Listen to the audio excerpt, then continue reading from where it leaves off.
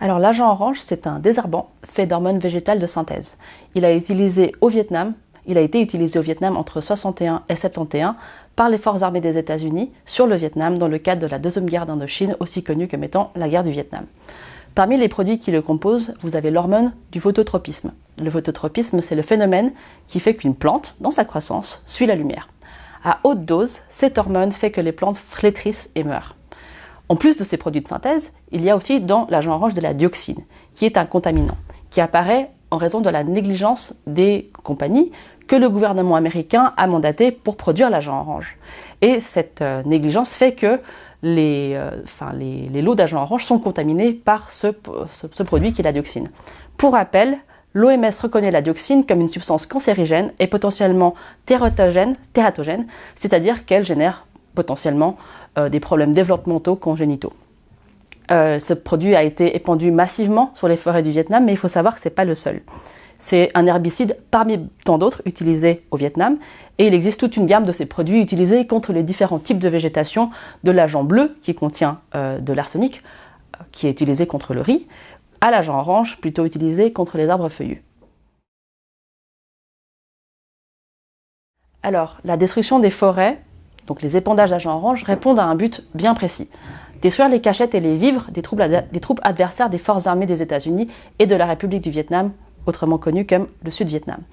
Il faut savoir que les troupes états-uniennes et vietnamiennes à l'époque perdaient beaucoup de leurs soldats à travers les embuscades de la guérilla du Front National de Libération, donc qui est aussi connu comme les groupes Viet Cong.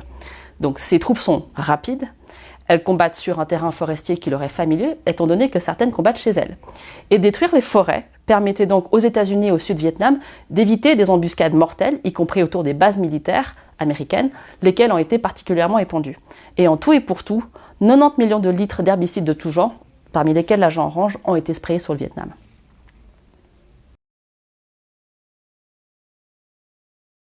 Alors, les conséquences sont de deux ordres. Premièrement, des conséquences environnementales et deuxièmement, des conséquences sur la santé humaine.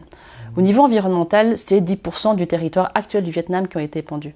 À certains endroits, comme la vallée d'Aloy au centre Vietnam, ou encore la forêt de Madar, qui n'est pas très loin de Chi Minh Ville, les épandages ont causé une déforestation tellement massive que des chercheurs, parmi lesquels le biologiste américain Arthur Galston, ont développé la terminologie d'écocide pour désigner l'usage d'agents orange. Le crime d'écocide, c'est un acte de destruction massive, intentionnelle et irréversible d'un écosystème par les activités humaines et que plusieurs États, dont la Belgique, ont décidé d'intégrer dans leur législation. Et que des associations pour la protection de l'environnement telles que Nous voulons des coquelicots en France ou encore End Ecocide Now appellent à intégrer dans le droit international. Encore aujourd'hui, environ 30 zones au Vietnam restent fortement polluées au Vietnam en raison de la dioxine contenue dans l'agent orange et des produits qui composent l'agent orange, bien évidemment. Alors sur le plan de la santé humaine, bien que les scientifiques ne se prononcent pas forcément de manière très formelle sur la question, les associations de la société civile au Vietnam, aux États-Unis, mais aussi en Corée du Sud, en Australie ou en Nouvelle-Zélande, qui sont les États qui ont participé à la Seconde Guerre d'Indochine, pointent du doigt l'apparition de cancers rares et de malformations et de problèmes développementaux chez les vétérans et chez les enfants des vétérans de la Deuxième Guerre d'Indochine.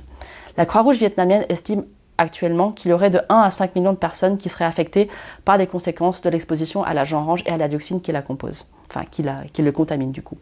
Plusieurs décennies après la guerre, principalement parmi les populations civiles, qui n'ont pas forcément participé à la guerre ou qui sont nées après, on a encore des conséquences potentiellement sur le plan sanitaire des épandages d'agents orange et donc de l'exposition aux produits.